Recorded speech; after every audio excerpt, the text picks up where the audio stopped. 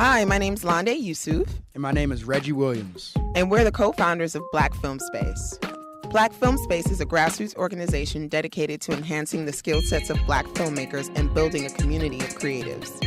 We host events such as screenwriting workshops, panels, mixers, and other events that are designed to support Black content creators. In the next episode of the Black Film Space podcast, we interview Teniece Divya Johnson, an intimacy coordinator. Teniece has worked on Pose, Succession, and Mr. Robot. We talk with Teniece about the role of an intimacy coordinator, working with directors, consent on set, and much more. And now, on to our interview. All right, Teniece, thank you so much for joining us on the Black Film Space podcast. How are you today? Fantastic. Thanks for having me. How you doing? I'm doing good. Good. Really excited to have you on today's episode. Can you actually explain to us what the role of an intimacy coordinator is on a TV or film set? The intimacy coordinator serves as an advocate for the production, the director, the story. And in addition to that, we're movement choreographers that help tell the story. And on top of that, we advocate for the actors because first and foremost, we are going to make sure that whatever our artistic vision is, that we're asking people how they feel about the ask. So what exactly would qualify as intimacy? Oh, that's a really great question. So typically we think of intimacy in terms of like nudity or simulated sex, but we really like to expand that definition because if you look up the definition for intimacy, it's familiarity or closeness. So if we think about it, we really have some level of intimacy with everybody we are familiar with and close with in our lives.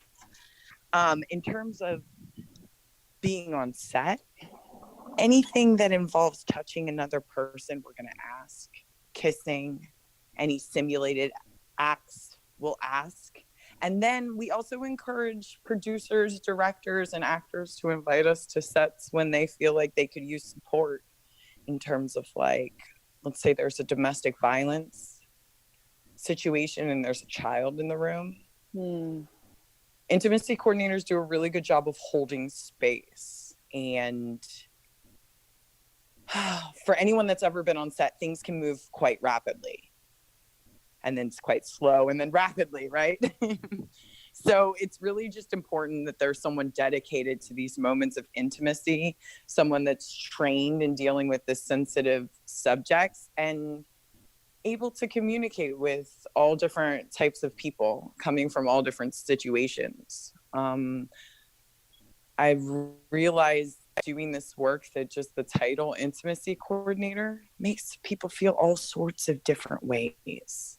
We're now in a workplace talking about some subjects that we might not have conversation with our friends or family, quite honestly. And then to be on set and to have to work it out is an interesting situation. And that's where intimacy coordinators really come in handy. They can help facilitate communication and help tease out the vision and get into the specifics so that we're able to move forward with specific asks and people feel empowered doing the work, not like they have to protect themselves.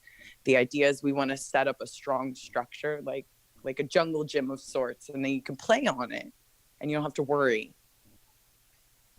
Are you coaching actors as well to a degree? Well, so I'd say we're movement choreographers and we help make the story better. So if something's not reading or if there's an element that needs to be put in the story, in terms of coaching, that comes from the director. What we're able to do is talk about moments of intimacy because we have some experience and help facilitate conversation of feelings. Because, there's a difference between like saying yes and still being nervous, right? Right. No, And that it's a totally makes sense. process. Okay. Just like anything else. And that's why we encourage a director's meeting. There's rehearsal. When someone tries to tell me there's no rehearsal, I'm like, yeah, that's not gonna work. Right. No, I agree. You just want cameras up, you're gonna watch some really awkward individuals work some things out on their own. And in those instances, you can't give a lot of notes. You just, it's dangerous. That's why we want to have clear, concrete conversations going into there. And then the other thing too is it's really hard to tell your boss you're not comfortable, because you want to be liked, right? Yeah. Actors are in a tough situation. They're themselves and they are representing their brand. They want to be easy to work with. So when you have an intimacy coordinator, you're able to tell them. And it's not a big deal. I'll say this, most of the directors that I've worked with they want everyone to be safe and comfortable on set. Yeah. So they're willing to navigate situations. And the idea here is that we've got to create a team. If we can't work around something by moving a camera or changing body positions, then we should all probably do something else. Just to say that when called to be creative and protect someone's safety, we can do both of those things. Absolutely. That makes sense. Can you give us an example of your process when you're on a set, when it's a non-sexual type of scene? Like, what are you saying to the actors? What are some challenges you might get? It depends. As intimacy coordinators, we've had the opportunity, we've been called to set on days where there are, say, 45 children playing burn victims and deceased characters. So just in that situation, it's mindfulness techniques. On that day, they were playing games with the children, but present and able to have eyes on them. We had 3 people on set that day, because with that many people, that's kind of the ratio you need. The kids weren't in a high stress situation. They weren't on set long. And those are all the things that we're monitoring. And then, the director will tell the children what they're doing. And then you're just there to help for any questions. So that situation is different. But I'll say this, it's like any other department head, right? Or like a stunt coordinator or what have you. You're going to jump in, and whatever the problem is, you're going to represent your department to the best of your ability and advocate for the story. So how did you become qualified to do this?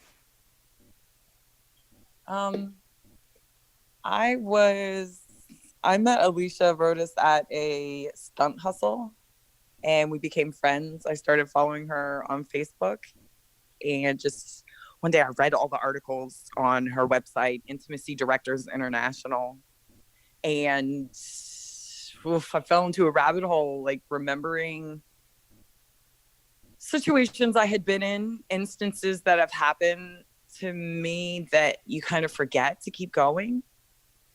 And you start unpacking and looking. I personally looked at my history with new vision. I didn't know that you could say no. I'm sorry, you didn't know you could say what? No. Oh, okay. That I didn't. There was such a fear of like wanting to be accepted and like wanting to win and be a part of things, that the idea of advocating for oneself within that space, that was never an option. In my history, it was you did the job, and then you as an actor were responsible for putting yourself back together or whatever work you needed outside of the workspace. Okay. And so that journey was like challenging to look at things. I don't know. You thought you were doing the right thing, and you're like, no, you did the wrong thing. And I don't have control over all the people, right, I had interactions with, but I have control over myself. And like, I went on a journey to like forgive myself. Yeah. And then from there, I just took a lot of hope from the articles, learning that we could do it a different way, that actors could have some agency in the room, and we could do dangerous work and do all the work in the space. No actors would have homework outside of their regular self-care, you know, but no undue stress caused due to the work. Mm-hmm. And then I started following Alicia around for a long time. I never thought that I would get into it, quite honestly. I was just interested in it and watching how actors changed in the room once they were empowered with the gift of saying no, and then the responsibility of receiving no. And trained with them for about a year and a half, 2 years, something like that. And Claire Warden was also someone I worked with. And the next thing we knew, Alicia Rodas was working on season 2 of The Deuce on HBO. Mm-hmm. And just like that, like wildfire, film companies wanted intimacy coordinators on set. And there weren't a lot of people that were doing the training. And next thing I knew, she was like, you know, we need you. I was like, oh, okay, this is interesting, right? Because I'm a stunt performer, and I worked really hard to get to where I was in my industry. So what year did intimacy coordinators start getting hired on a consistent basis? So I want to say 2017 was the first year they were ever around. The Deuce did that work, and that team, everyone was invested, from production to writers, directors, everyone was all in. They did a really great job. And because of the bar that they set, everyone wanted one after. So I want to say 2018 is when it really started hitting. And prior to this, the last 120 years of cinema, what was going on? What was the process? I laugh, but it's not funny. It's not funny at all. Who knows? It depends on who was in the room. Who was the loudest voice, who was most powerful. I'm not sure. I don't want to speak on it. Yeah. But I do know that every set I approach, every person, I'm moving with non-judgment and grace, realizing that we are all somewhere on the spectrum of healing and trauma. And, you know, we have to be kind to one another, because we can make art and keep each other safe. Oh man, everything else is pretend on television, right? So can you talk a little bit about how you break down a script and prepare to do your job? Yeah, I'd say for the most part, like production will call out some scenes. They'll be like, we want you to look at this scene or this scene. And then, you know, we read the script and we look for anything else, any moments of intimacy that require an ask. And then prepare the scenes appropriately that need nudity writers and simulated sex writers. So it really just depends on what's on the page. And then sometimes you're called into situations where there's special cases of maybe actors don't get along. I'm sure that's a common thing, right? Yeah. Or I wouldn't say that so much. What's more common is they'll be like, we want you to work on this scene. And then you get there and you learn there's like, I don't know, years of history and trauma that is like unleashing in front of you. And you're like, oh, okay, well, all right, I'm going to need more coffee and we're going to have to slow down. Because the elements of safety, you have to slow down and communicate. And that's really hard in the film world. Okay. Have you ever had to like reel an actor in that maybe was having a meltdown due to their personal history of trauma with the scene? Absolutely, positively. Because not only do I work on film, but I work with students. And yeah, you know, feelings are involved. holding space in that situation is not rare. I mean, it's not like a director is, trained to handle these kinds of emotional responses. So it makes sense where your role would step in, for sure. And it's really based on the team, right? Because some directors are really good at that. Other people have their other strengths. But I think when you have an intimacy coordinator around, you have options. And you have someone that's looking out for the emotional fitness in the room. You're like, what's happening here? While other people are setting up the next shot. Right. And it's been hard in the past. Wardrobe's done a really great job holding space for performers.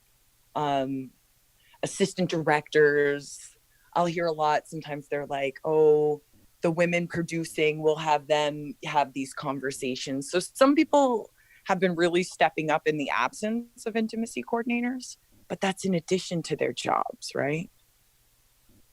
And I often tell them, like, this is a great instinct, but because you guys are in position of power, it really makes it challenging for anyone to say no, even with the way you have it set up. They're like, well, we asked. Right. I'm like, yeah, but you're in charge. What if they get renewed? Like, they want to stay around. Sure. So can you talk about how you establish a relationship with the directors and actors once you get on set? It really just depends. It's a lot of reading the room, and based on the needs from the conversation with the actors, because before we get on set, intimacy coordinators are going to call and check in with the actor, go through the specifics of the text and what's being asked. So you kind of have an idea going into the space, but then it's just reading energy, checking in with people, and I don't mean to make it sound like mystical or magical, but it feels maybe that way sometimes. Yeah. Because sometimes someone will tell you all the right answers, but their responses are short. You're like, oh, okay, something's not right here, Yeah, for sure. I do. Yeah. So because in the same sense, just because there's an intimacy coordinator on set, and what I tell all my colleagues is, like, nobody's here for a master's degree in consent. We're making a film. We just happen to have this information. So it's a lot of processing for people, a lot of learning, a lot of education. And I know with any boundary at work in my life, it's taken repetition. Got it. Right? No, for sure. I mean, that's how you get good at something. That's how you master something. Yeah, and then you think you got it, and it pops up somewhere else, and you're like, what? Mm-hmm. Okay, mm-hmm. I see you. What do you like about this job? I love telling stories. I love finding creative ways to express what's on the page, and I love watching people be like, yeah, I don't know, but then through the process, really becoming empowered agents of creative storytelling. You watch people transform, and then, if you're lucky afterwards, they'll be like, that was dope. Thank you. I didn't see how we would get there. So I like being in the room. I like the storytelling. I like doing what might have at one point felt impossible. Like, do you think that this is very instinctive? For me personally, I can say that everything I've done in my life has led me to this opportunity. I've been teaching. I've been fortunate enough to be around, like, devised theater works and basketball teams, and yeah, it does feel like an extension of myself and all my life's work. But it does take more than that, right? So I still have to study. I still have to empower myself, especially now too. Like, if we talk about this anti-racism movement that's finally, like, coming to light, mm-hmm. it's not good enough just to have a movement, right? We have to make sure that there's representation and that intimacy coordinators are asking, am I the right one for the job before going into this space? So I'm still educating myself, making sure I got all my terminology right. And I'm up to speed so that I can advocate for all actors and all directors. That's like an impossible job. But I'm excited by it. I'm like, ooh, let's just stay vigilant. Let's just keep asking questions. Let's not get complacent. And we might feel good, but who's missing from the room? Whose voice isn't being heard? Who isn't represented at the table? And I'll say it's really challenging because a lot of people are like, oh, I want to be intimacy coordinator. I'm like, that's dope. Like, what do you know about acting? Like, ugh. What do you know about directing? How about choreography? Like, ugh. I'm like, yeah, this is a lot of things. This is an active art. This is a movement, dialogue of action and reaction. And it's a lot. And a lot of my colleagues, like, they come from very eclectic backgrounds. Like, I could just speak for myself. Like, you know, I played basketball in college. I have a master's degree in sociology and I have an MFA in acting. You know, I work as a stunt performer, but I have a long history of teaching and being a theater artist. So when it comes to step into this role, it's like, I'm not trying to be seen. I'm not trying to be heard. I know what this role looks like.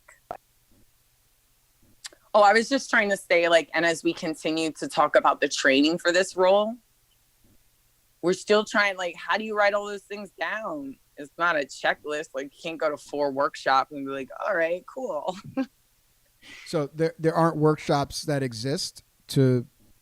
There are. Yeah. And I would even say that the development of those workshops is still nuanced, you know, like what? Because here's the other thing.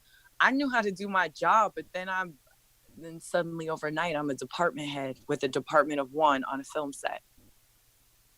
I didn't take that class. Like, I'm glad I had some colleagues that were kind enough to help me. Can you elaborate more on what skills are needed to be a good intimacy coordinator? Yeah, I think you have to be self-aware, aware of the ego, so that you know when to let go and create space for other people. For me, I like to work as a collaborator versus an expert. I feel that allows a lot more space in the room for change.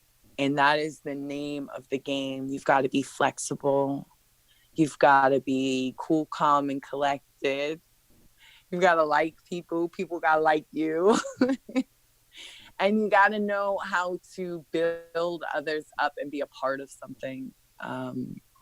You don't have to be the loudest voice in the room. It's sometimes, I don't know, it's like you can't see what's happening, but a lot of things are happening.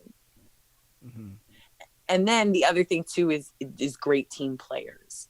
Intimacy coordinators have a great responsibility. So working in isolation is, it's death to all, if you ask me. Stale ideas, etc. We as intimacy coordinators need the support of one another, and we need to be hearing other people's stories. We have a large responsibility on our hands here, and to think, you know, we could do this on our own, I think that's what'll get people hurt.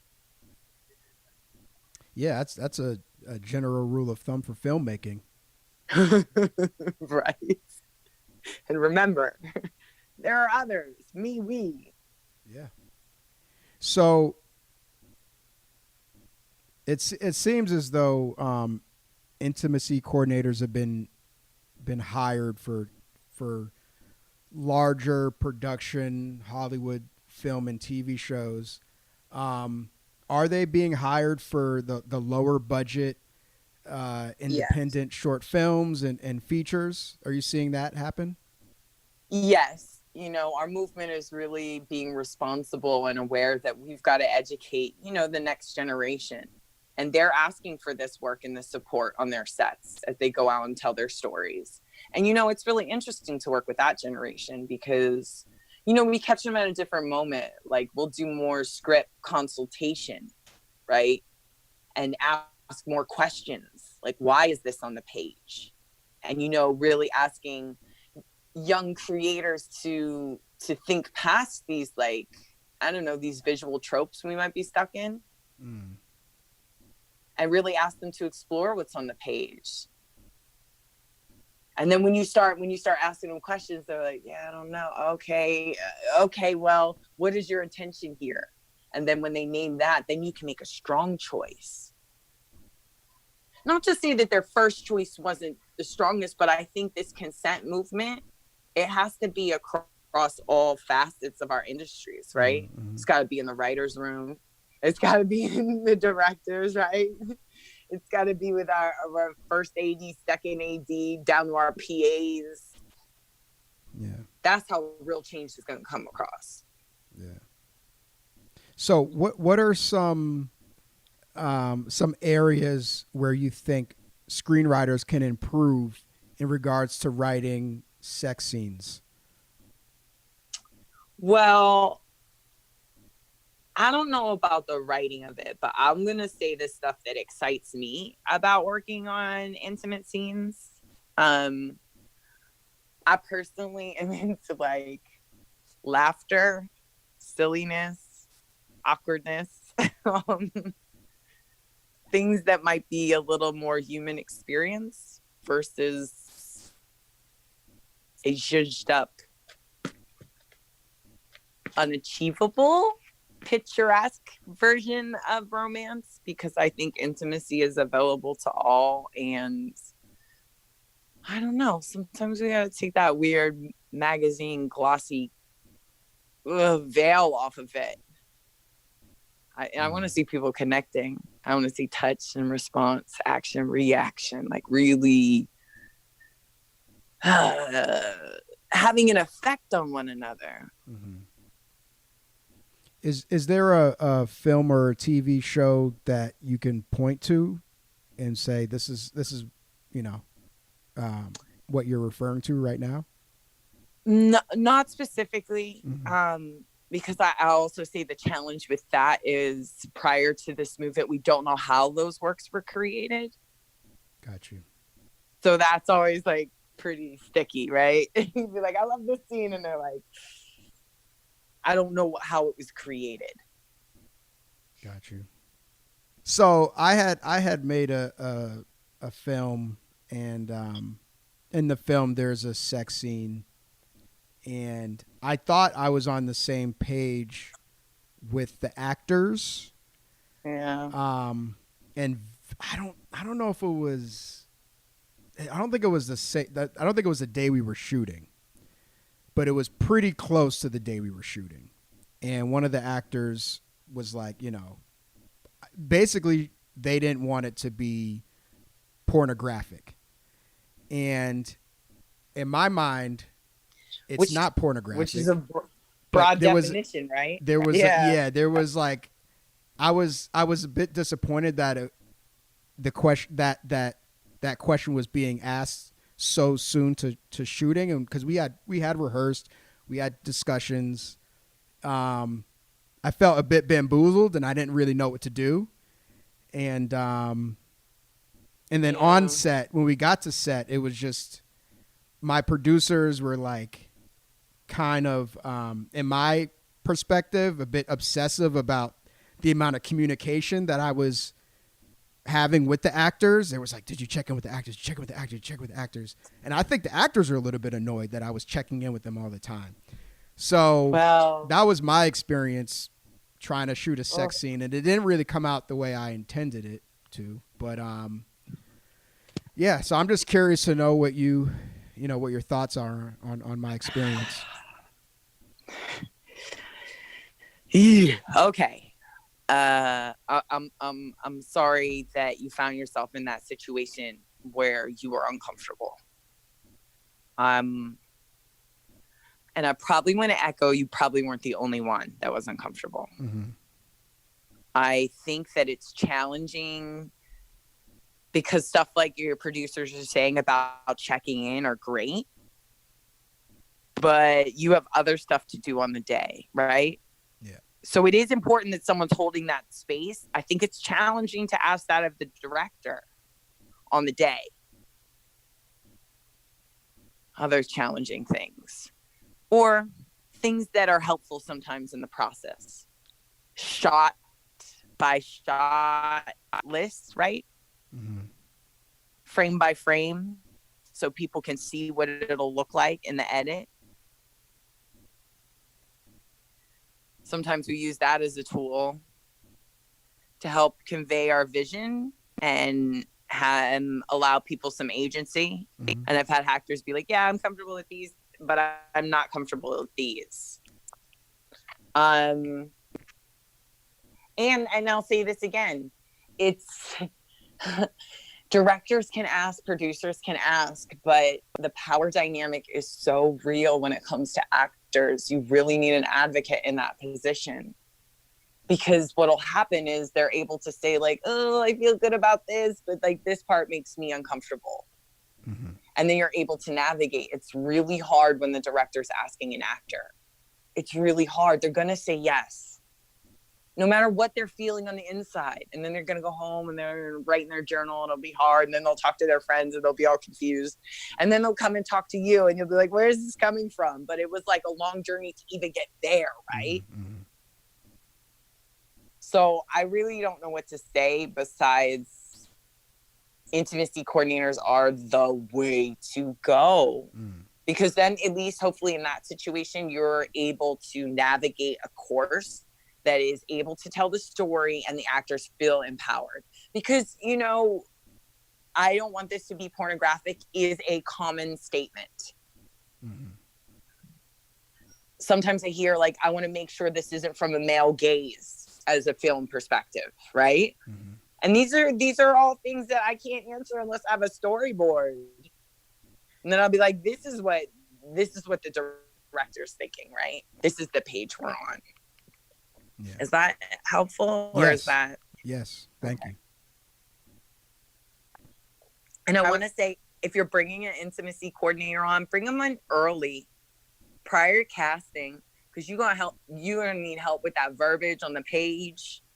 You want to make sure you start this journey with informed consent and people have available outs on the way. Why? Because if you don't want to do it, like, we don't want you here. No offense, right? We want everyone to be totally comfortable, but we want to be on the same page. And what we have found is if intimacy coordinators are involved from the beginning, people don't pull out on the day because they've been a part of the process.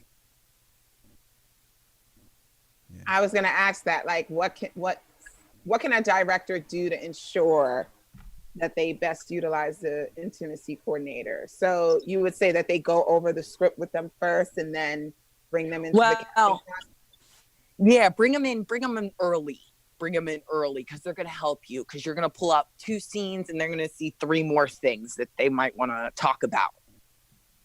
They're a valuable part of the creative process. And listen to them. I know that's hard. Like, we have to be flexible in the situation, and no one wants to tell anyone like no, right? But if there is resistance, like, trust is not personal. It's not a personal attack. And then we're all working through a whole bunch of other stuff that we haven't had like the opportunity to discuss culturally. This Me Too movement was fast into these changes onto Hollywood sets. And now things are even changing more during COVID quarantine, right? With the anti-racism and the accountability people are asking for. So I'll just say we need more conversations. We need more touches. We need to be more non-judgmental and more open to the possibility. Because, like, I know when I come with an open heart, an open space, I can be ready. But if I come with fixed expectations or like taking things personal, I'm not able to bend as much, and I'm not as useful in the creative process. I'm probably upset and mad somewhere, and people are avoiding me. Can you also talk about any involvement in post-production? Do you look at like the final cut of a film to see if it reflects what was agreed upon on set? So intimacy coordinators do not personally do that, but that nudity writer, simulated sex writer, that is like your legally binding document, that would be your guiding force in the editing room. Got it. Okay. Right. And then other things to be wary of, like things that are important to actors. Where is this video being kept? Who gets to see it? How is it being secured? And when you don't use the takes, like what does that look like? I also want to add that when you work with an intimacy coordinator, they're going to help you with the modesty garments and intimacy barriers that are appropriate for the scene. Intimacy barriers are like stunt players wearing knee pads. Like, it's just a part of the job. Mm-hmm. And it really helps people. And what I've found, you have a secure intimacy barrier attached to your person, protecting you. And let's be real, like in the past, the way that some intimate scenes were performed, there's the possibility to transfer sexually transmitted diseases. Mm. Oh, wow. Yeah, I can imagine. Think about it though, right? Yeah. And no one's had a conversation about it. Yeah. Oh my gosh. We think it's a really serious conversation. So I understand why actors are really scared, and that's why, and sometimes directors and producers, right? Because nobody wants to hurt anybody. We just want to have films made and we want to have a good time. But it's important that we have advocates on set that are educated and informed and can help us. Even something like cold sores, right? Like, that's an embarrassing thing for some people. Mm-hmm. But if you foster a safe space and an environment where a performer is able to say, like, hey, I feel like I'm getting a cold sore. And you're like, okay, cool. We can work around this. We can use some masking techniques, and or we can reschedule. Mm-hmm. But if there's an environment of fear, if actors feel like they're going to lose their job or they're going to be disrespected or people will be unkind to them, they're not going to say shit. Oh, excuse my French. It's all right. It's all right. You can curse. You know, they're gonna die with their secret.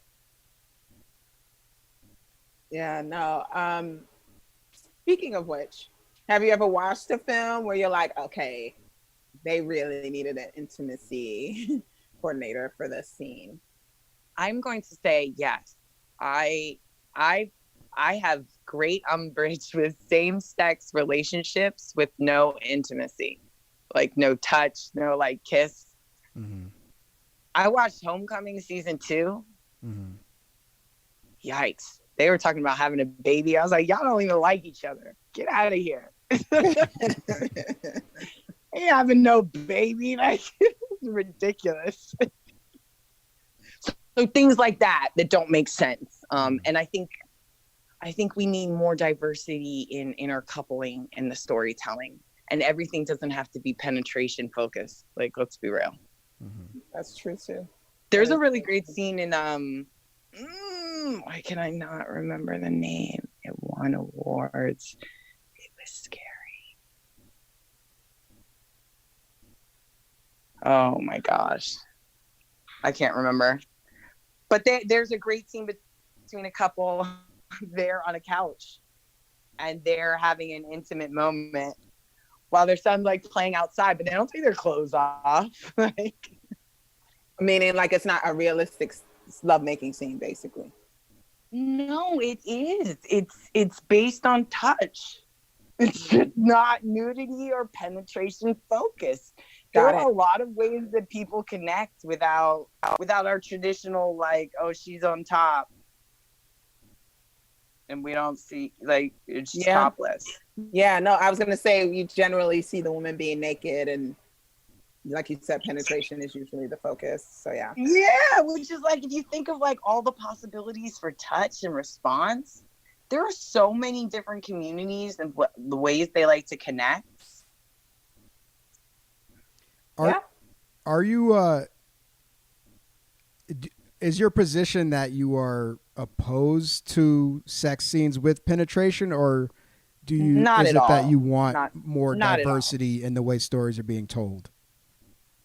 I just think that I would like us to think about the stories instead of like fancy, like magazine pictures we think are pretty. Like, I want us to tell real stories that touch us and move us. Mm-hmm. And I do know that that is a story and that is real. I'm not trying to take away from that at all. Mm-hmm. And I also want to say that intimacy coordinators are not nudity police. Yeah. A lot of times I'll find, like, during a meeting with the director, they'll get intimacy fatigue and they'll be like, no, nothing here. And I'll be like, but is there value in it? You know, I know it's hard to talk about. We're not going to tell you, like, cover up or don't do this scene. Not at all. But if you ask me what I think is missing, I think we have a lot of things to explore as a culture. Yeah. In terms of connection and communicating and expressing our needs and our wants and what have you. In the context of film. Yeah, stage. Can you elaborate more on that as far as, like, the needs and the wants? Well, I guess I'll say this.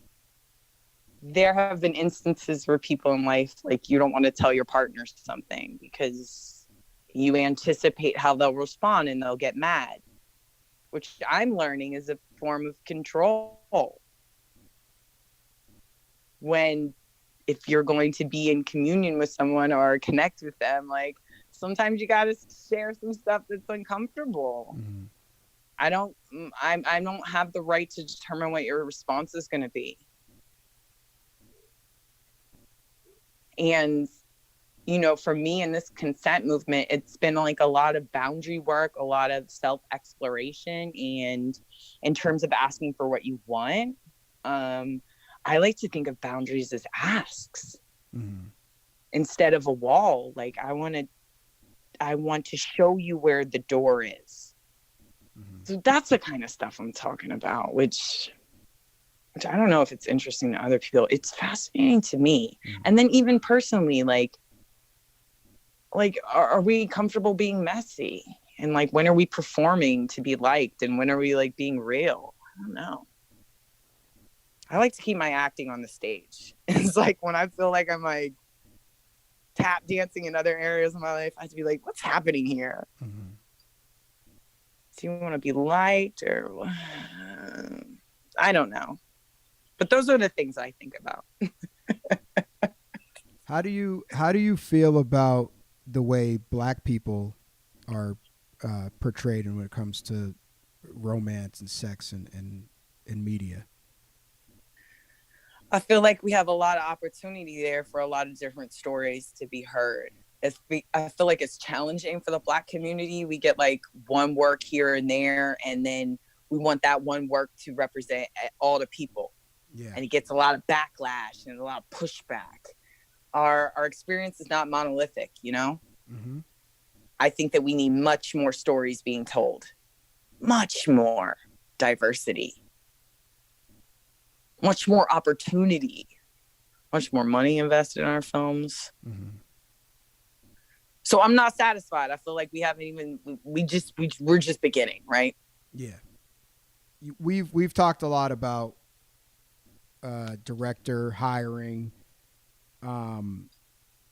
intimacy coordinator, and how they can work together and that type of thing. What if a director cannot afford an intimacy coordinator? What can you offer them right now? Well, I'm going to say this. Sometimes we can't always have what we want, right? Mm-hmm. If I don't have the budget for a car crash, I bet you I'm not getting a car crash. And I think that sometimes we have to work within the limits of what we have budget to do. And I mean, that doesn't mean you can't have one. You might have to work with someone that's, like, maybe just starting their training. Mm-hmm. And you may have to change your vision. You may have to tell the story a different way. These intimate scenes are really hard. And I don't want to discourage people from doing it, but I want you to have as much respect for the danger as a car crash. Like it's that serious. Even something that you don't think is a big deal, because at the end of the day, there are so many people in that room. You've been on sets where you try to close the set. It's like herding cats. And the challenge is, and I'll say this again, if there's only one person that's consent and trauma informed, and the rest of the crew is just trying to make a film, we have to be super safe. And it's been challenging and exciting to get these film crews now excited about a closed set, get things so locked down so that it becomes part of second nature, and that they want to be a part of that versus feeling like they can't do their jobs or move how they need. Mm-hmm. So I say, look around for people that might be out there, try to get some of the training so that you can be consent informed in the decisions you're making as a production. Because these things, this power dynamic and this option of saying yes and no, they extend beyond intimacy, right? Mm-hmm. We have to think about like our PAs, how are we treating them? Like it matters. Because it's that same culture that didn't care that got so many people hurt. And think of all that repair. It's a ripple effect. Did that answer the question? Yeah. I'm getting really excited. You guys are really dope. I'm enjoying it. Thank you. Where can people find intimacy coordinators? Definitely the internet. I will say I'm a part of Intimacy Directors and Coordinators. That's one organization. There's also TIE. But honestly, like if you Google it will come up. Mm-hmm. Yeah. And it's challenging too, because like I'll say in New York, like there's like 5 of us. Like they're not a lot. Mm-hmm. And I'm not saying we're the only people. These are the people I know and I affiliate with. Yeah. And you're available for consultation if somebody wants to hire you to look over their script or just talk about what they're working on? Yes. Yeah. I am interested in doing the work and teaching and empowering people. Yes. And I also have people that I work with that have these skill sets. So yes, these are things we as a community can aid with. Awesome. Yeah. All right. Well, this was a really great discussion. I learned a lot today. I'm sure Reggie has as well. And this is a role that I'm definitely going to incorporate in my next project. So, before we wrap, just wanted to say thank you. Thank you for chatting with us today.